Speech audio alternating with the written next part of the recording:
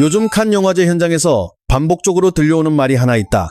가장 위태롭고도 파격적인 작품들이 한국에서 쏟아지고 있다는 평가다. 그리고 이번에는 단순히 초청의 의미를 두는 수준이 아니다. 프랑스 현지 분위기를 보면 이제는 한국 영화가 장르 자체의 기준을 다시 쓰고 있다는 해석에 더 가깝다. 특히 나홍진의 호프, 연상호의 군체, 정주리의 도라까지 서로 결이 전혀 다른 작품들임에도 불구하고 묘하게 하나의 흐름으로 읽히고 있다.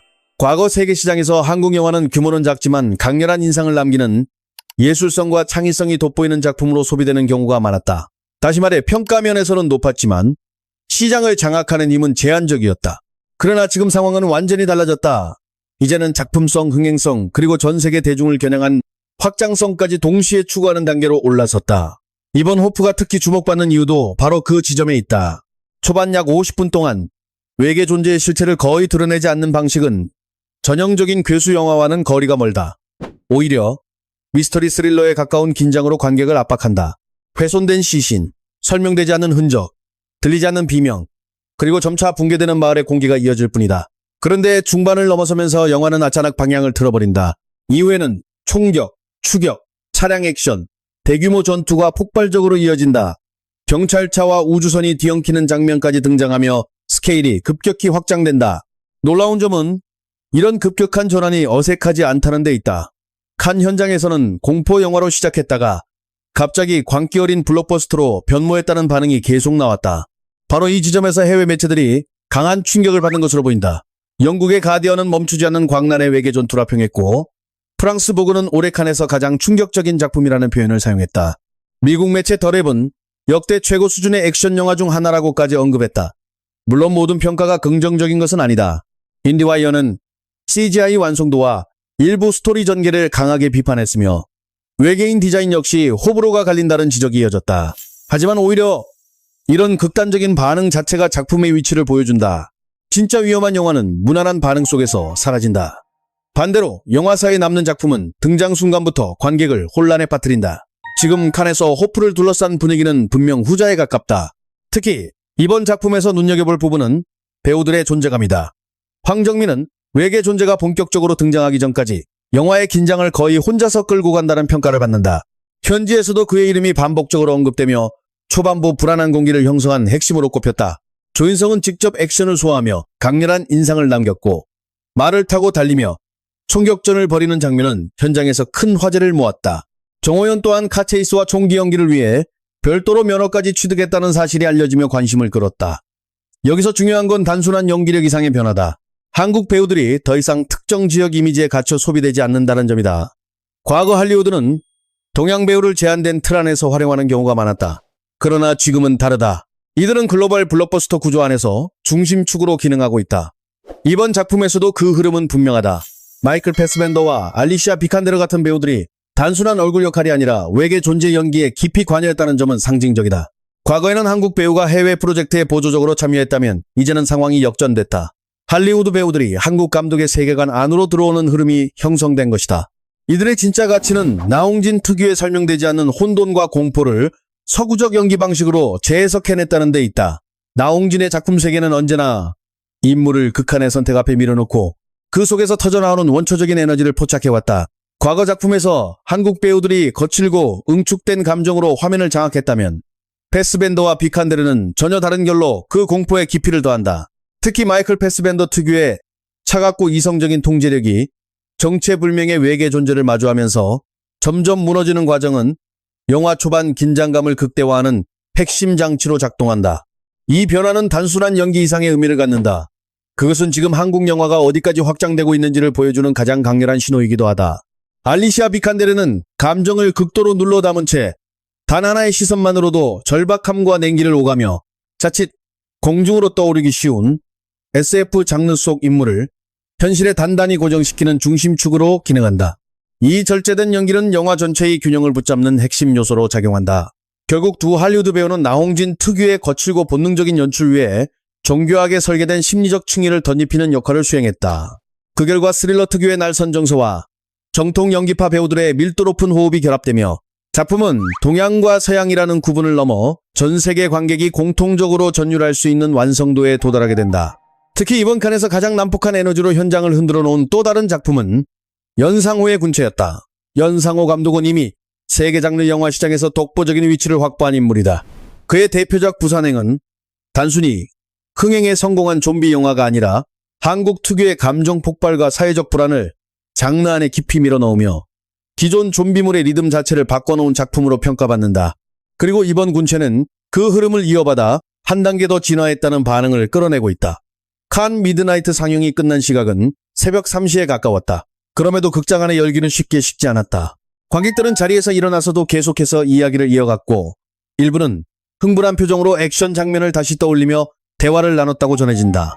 칸을 찾는 관객들은 이미 수많은 영화를 경험한 이들이다. 웬만한 자극에는 흔들리지 않는다. 그런 관객들이 깊은 밤까지 영화 이야기를 멈추지 않았다는 것은 단순한 재미 이상의 의미를 가진다.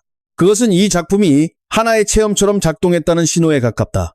실제 프랑스 관객들 사이에서는 특히 효과적이다라는 표현이 반복적으로 등장했다. 평범하게 들릴 수 있지만 장르 영화에서는 상당히 높은 평가에 속한다. 액션 스턴트, 서사의 전개, 그리고 폐쇄된 공간 속에서 점점 압박을 증폭시키는 연출이 관객의 감정을 끝까지 밀어붙였다는 뜻이기 때문이다. 또 다른 반응은 기존 좀비물의 상상을 완전히 깨뜨린다는 평가였다. 현재 세계 시장에서 좀비 장르는 이미 과잉 소비된 영역이다. 수많은 작품들이 유사한 공식을 반복해왔고 관객들도 피로감을 느끼는 상태다. 그럼에도 불구하고 칸에서 비전형적이며 예상과 다르다는 반응이 나온다는 것은 군체가 기존 공식을 답습하지 않았다는 의미로 해석된다. 실제로 이 영화는 감염된 존재보다 인간 자체를 더 위험한 존재로 묘사한다는 평가를 받고 있다. 봉쇄된 건물 내부에서 드러나는 인간의 공포, 이기심, 폭력성, 그리고 붕괴되는 시스템 속에서 드러나는 민낯이 거의 블랙 코미디처럼 밀어붙여진다. 연상호 감독 특유의 냉소적인 인간관이 이번 작품에서는 훨씬 노골적으로 드러난다는 분석도 이어진다. 그리고 바로 이 지점이 현재 글로벌 영화 시장에서 한국 장르 영화가 주목받는 이유와 맞닿아 있다. 최근 서구권 블록버스터들은 지나치게 계산적이고 안전하다는 비판을 받아왔다. 프랜차이즈 중심 구조 속에서 놀라움이 사라졌다는 지적이다.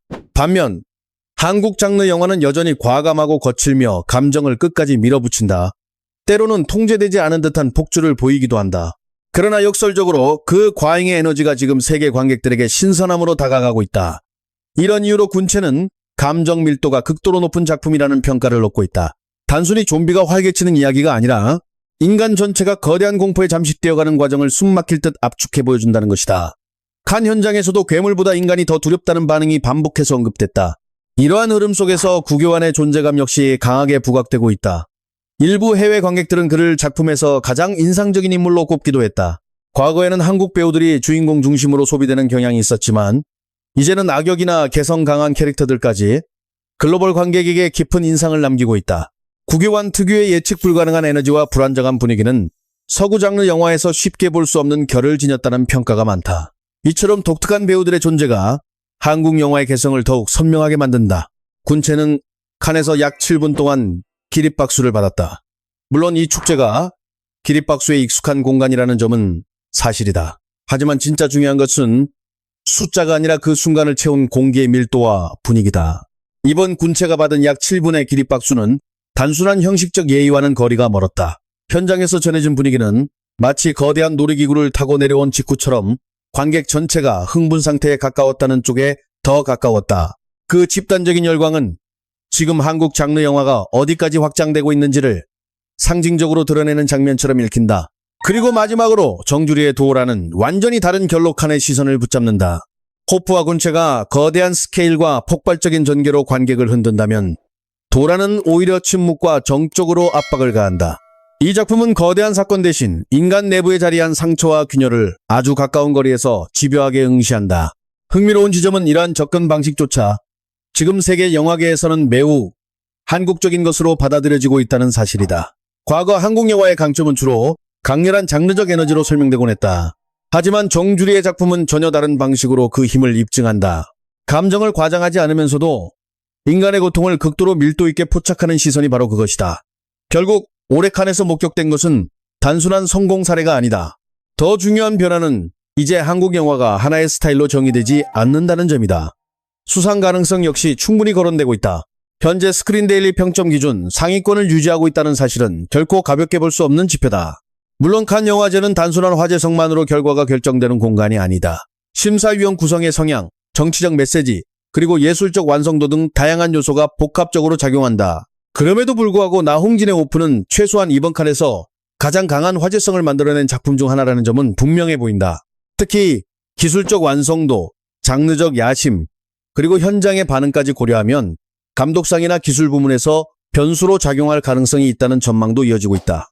반대로 지나치게 과격하고 장르성이 강하다는 이유로 주요상을 놓칠 가능성 역시 배제할 수 없다.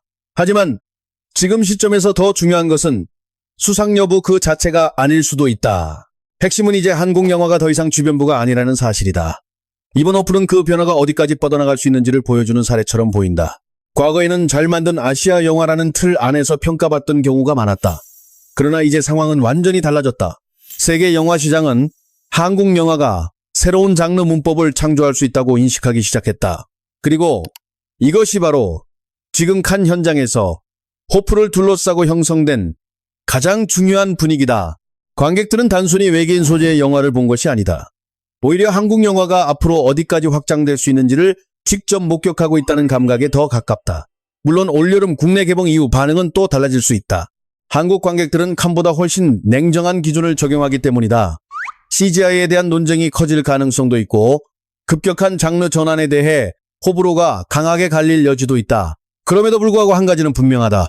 지금 세계 영화계는 다시 한번 한국을 주목하고 있다. 광기 어린 SF 스릴러도, 폭주하는 감염 액션도, 숨막히는 감정 드라마까지 모두 한국 영화라는 이름 아래 동시에 존재하고 있다. 그리고 바로 이 다양성과 위험성이야말로 세계가 한국을 다시 바라보는 가장 큰 이유로 보인다. 이제 분위기는 완전히 바뀌었다. 박찬욱, 이창동, 홍상수, 봉준호에 이어 나홍진까지 세계는 한국 감독들의 작품 세계를 갈망하며 그 흐름 속으로 스스로 들어가고 있다. 이제 글로벌 영화계는 한국 감독들이 다음 장르의 규칙을 어디까지 밀어붙일 수 있는지를 지켜보고 있다. 그리고 칸은 그 변화가 결코 우연이 아니라는 사실을 증명하는 무대로 기능하고 있다.